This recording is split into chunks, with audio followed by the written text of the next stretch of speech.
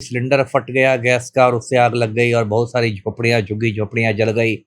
बहुत लोग बेघर हो गए। लखनऊ की घटना है। भारत में बड़े शहरों में जमीन की कीमतें आसमान छूने लगी हैं, चाहे वो पटना हो या लखनऊ हो। तो क्या होता है कि जो भू माफिया है, जो लैंड माफिया है, उसकी गिद्ध दृष्टि रहती है गरीबों की जमीन पर। तो वो चाहता है कि उसको उजाड़ के गरीबों को वहां से बेदखल करके वो वहां पर मॉल बना ले, मल्टीप्लेक्स बना ले, होटल बना ले, ये बना ले, वो बना ले। कुछ दिनों बाद जब मामला ठंडा हो जाता है तो आप देखेंगे धीरे से वो सारी जमीनें भूमाफिया के कब्जे में चली जाएगी। उसके बाद वहां पर कोई मॉल खड़ा हो जाएगा, कोई मल्टीप्लेक्स खड़ा हो जाएगा, कोई होटल खड़ा हो जाएगा, कोई अपार्टमेंट की बिल्डिंग खड़ी हो जाएगी। लखनऊ में भी मुझे कुछ वही बात आ रही है। इसके पीछे भू माफियाओं का हाथ होगा। मेरा शक है, जितना मैं हिंदुस्तान को समझता हूं ना, मेरा शक है कि ये आग लगी नहीं है दुर्घटना से, कहीं ना कहीं षड्यंत्र के तहत लगाई गई है। यूपी के लखनऊ में सिलेंडर फटने से जो है कई घर जल गए हैं। हमारे साथ एक आईपीएस अमिताभ दास सर जी है। दुखद घटना सामने आई है सर, कई घर जल गए हैं। गर्मी का दिन ऐसे में क्या कहिएगा आप?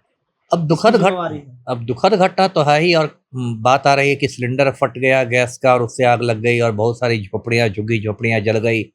बहुत लोग बेघर हो गए। लखनऊ की घटना है। लेकिन मेरा जो अपना दिमाग है कुछ और कहता है। मुझे तो इसमें षड्यंत्र की बू आ रही है, साजिश की बू आ रही है। क्योंकि होता क्या है कि भारत में बड़े शहरों में जमीन की कीमतें आसमान छूने लगी हैं, चाहे वो पटना हो या लखनऊ हो।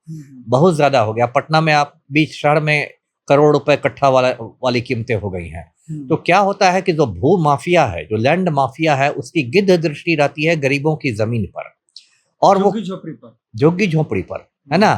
तो वो चाहता है कि उसको उजाड़ के गरीबों को वहां से बेदखल करके वो वहां पर मॉल बना ले, मल्टीप्लेक्स बना ले, होटल बना ले, ये बना ले, वो बना ले।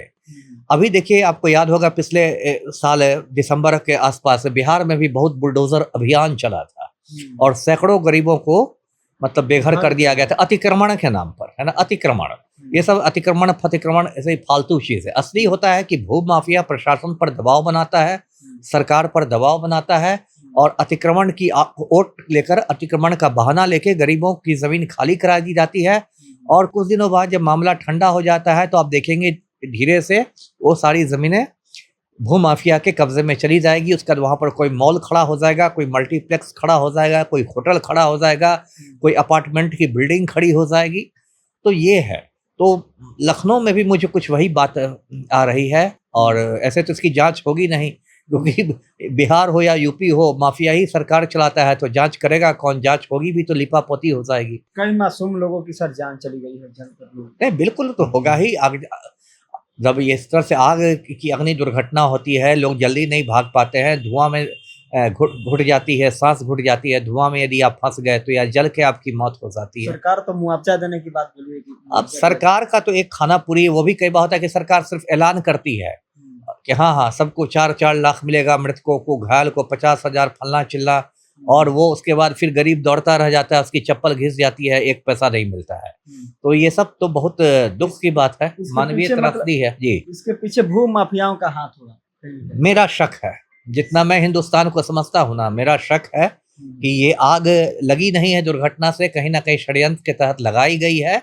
और वो जो भी जमीन होगी वो भूमाफिया को चली जाएगी। तो गर्मी का सीजन है सर, कई फसल भी जल रहे हैं। गेहूं का फसल है, बिजली शॉर्ट सर्किट से भी तो लग नहीं, वो आपकी बात सही है कि जो गर्मी का मौसम होता है वो तो अगलगी का मौसम होता ही है। गांव में चूल्हे की चिंगारी से भी आग लगती है, वो बात सही है। या शहरों में शॉर्ट सर्किट भी आग की एक वजह होती है, वो बात सही है। लेकिन जितना शक्तिशाली भारत में भूमाफिया हो गया है अभी के समय में, तो उसमें यदि इस तरह का अचानक शहर में बहुत गरीबों की झोपड़ी जल जाए तो उसमें तो एक संदेह होता ही, और होना भी चाहिए कि भाई ये भूमाफिया का काम है जी। चलिए, बहुत बहुत धन्यवाद सर। तो हमारे साथ एक आईपीएस अमिताभ दास सर जी थे। यूपी के लखनऊ वाली घटना पर हम बातचीत कर रहे हैं। बातचीत को लेकर आप क्या कुछ सोच रहे हैं, अपना कमेंट कीजिए। देखते रहिए द एक्टिविस्ट। बहुत बहुत धन्यवाद।